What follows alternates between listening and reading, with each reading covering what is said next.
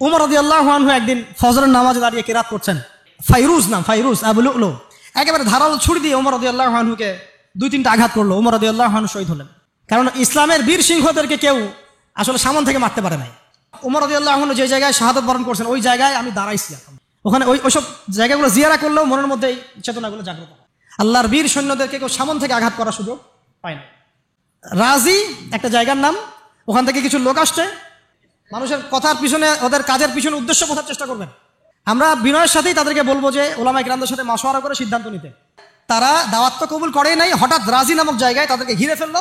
ঘিরে ফেলে 3 নিক্ষেপ করে 10 জন সাহাবী 7 জনকে শহীদ করে ফেললো। তো সতর্ক থাকতে হবে। 3 জন সাহাবী যুদ্ধ চালিয়ে যাচ্ছেন, তারপরেও তার মধ্যে একজন হচ্ছেন খুবাইব রাদিয়াল্লাহু আনহু। কি নাম? খুবাইব রাদিয়াল্লাহু আনহু। খুবাইব রাদিয়াল্লাহু আনহুকে এক পর্যায়ে মানে আর কতক্ষণ পারা যায়, 100 জন ঘিরে ফেলছে, আমরা 10 জন, 7 জন শহীদ হয়ে গেছে, 3 জন বাকি আছে। তো তারা বললো যে তোমরা পাহাড় থেকে নেমে আসো, তোমাদেরকে ছেড়ে দিব। তারপরে বাধ্য হয়ে এক পর্যায়ে নামতে হয়েছে। নামার সাথে সাথেই একজনকে তারা মেরে ফেলছে। 2 জনের মধ্যে একজন হচ্ছেন খুবাইব রাদিয়াল্লাহু আনহু। আসিম রাদিয়াল্লাহু আনহুকেও তারা হত্যা করেছে এবং তার লাশটাকে বিকৃত করার চেষ্টা করেছিল। আমার লাশকে কোনো কাফেরের হাতে বিকৃত হতে তুমি দিও না, যুদ্ধ করতে করতে কথাটা বলেছেন। কারণ তিনি বুঝতে পারছেন যে 100 জন ঘিরে ফেলছে। তখন আল্লাহ রাব্বুল আলামিন তার শাহাদাতে পড়ে এক ঝাঁক ভেমরুল পাঠায় দেন, তারা তার গায়ের উপর বসে পড়ে, কোনো কাফের তাকে হাত দিতে পারে না। আর এইদিকে খুবাইব রাদিয়াল্লাহু আনহুকে বিক্রি করে দেওয়া হলো মক্কায়। তো খুবাইব রাদিয়াল্লাহু আনহু জেলখানায় বসে আছেন, এটা একটু শুনেন আপনারা। তো খুর চেয়েছেন, একটা খুর, একটা খুর দাও। তো খুর কাজ শেষ করার পরে ওই কাফেরদের একটা বাচ্চা খুবাইব রাদিয়াল্লাহু আনহুর কাছে চলে আসছে। তো খুবাইব রাদিয়াল্লাহু আনহু কিন্তু পারতেন তাকে জিম্মি করে ওখান থেকে বের হইতেন। তিনি কোলে বসে আদর করতেছেন বাচ্চাটাকে, যার বাচ্চা সে তো আতঙ্কে। তো খুবাইব রাদিয়াল্লাহু আনহু তাকে ছেড়ে দিলেন।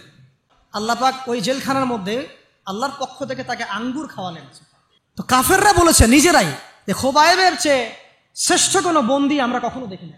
খুবাইব রাদিয়াল্লাহু আনহুকে এরপরে মক্কার বাজারে নিয়ে যাওয়া হয়, একটা গাছের তাকে শুলদণ্ড দেওয়া হয়। শুলদণ্ড এটা আপনারা বুঝবেন না, এটা এমন না যে গলায় ফাঁসি দেওয়া, শরীরে একটা পাশ দিয়ে ঢুকিয়ে আর একটা পাশ দিয়ে বের করে দেওয়ার নাম শুলদণ্ড। তখন তাকে বলা হচ্ছে তোমাকে যদি শুলদণ্ড না দিয়ে মুহাম্মাদকে তোমার জায়গায় নিয়ে আসি, তিনি বলছেন আমার জায়গায় মুহাম্মাদের একটা চুলও যদি বাঁকা হয় আমি সেটাও সহ্য করবো না। তুমি কি চাও বলো, শেষ খয়েশ কি? খুবাইব রাদিয়াল্লাহু আনহু বলছেন আমার শেষ ইচ্ছা হচ্ছে 2 রাকাত নামাজ পড়া। তিনি একটু শর্টকাটে নামাজ পড়লেন, বললেন যে আমি যদি নামাজ লম্বা করতাম তোমরা হয়তো বলাবলি করতে যে আমি ভয় পাচ্ছি।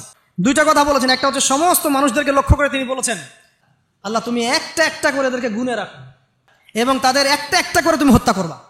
আল্লাহ তুমি তাদের একজনকেও বাকি রেখো না। পরবর্তীতে আসলে কিন্তু হয়েছেও তাই। তবে কিছু মানুষকে আল্লাহ ইসলাম কবুলের সুযোগ দিয়েছেন শেষ পর্যন্ত হয়তো।